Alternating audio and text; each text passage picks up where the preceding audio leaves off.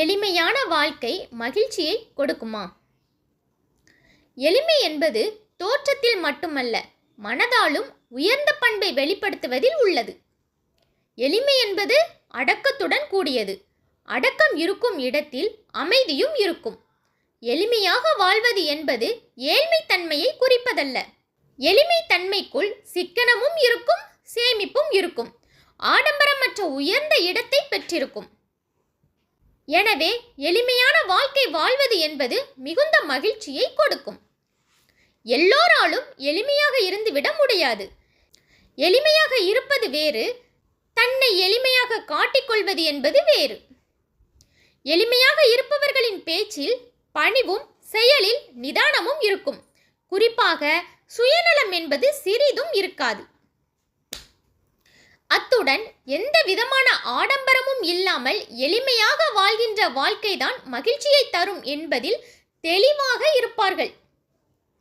வாழ்வில் எதிர்ப்படும் சிறிய விஷயங்களில் கூட மகிழ்ச்சி காண்பார்கள். அத்துடன் தங்களிடம் உள்ளவற்றில் திருப்தி அடைவார்கள். எப்பொழுதுமே எளிமையான வாழ்க்கை என்பது மகிழ்ச்சியை தரும். ஆடம்பரங்கள் மற்றும் தேவையற்ற பொருட்களை அடைவதற்காக பாடாய்ப்படுவது தேவையற்றது. இயற்கையோடு இணைந்த வாழ்க்கையை வாழ்வது எப்பொழுதுமே மன நிம்மதியையும் மகிழ்ச்சியையும் தரும். தேவைகள் குறைந்தால் மன அழுத்தம் குறையும்.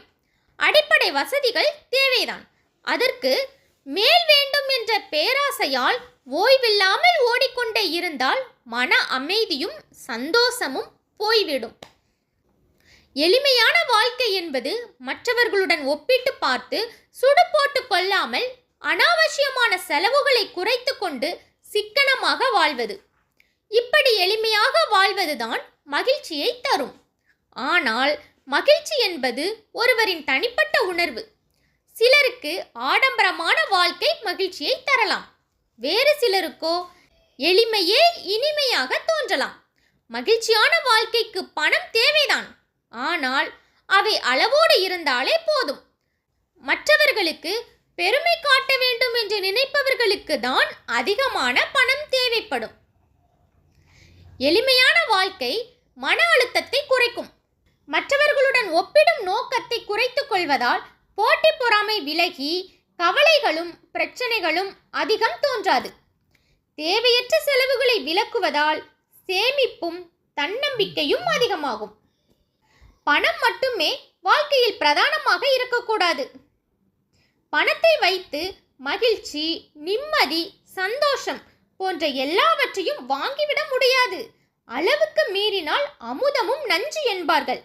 பணமும் பொருளும் அதிகம் சேர சேர மனதில் திருப்தியின்மை, மகிழ்ச்சியின்மை ஏற்படும். போதும் என்ற மனமே பொன் செய்யும் மருந்து.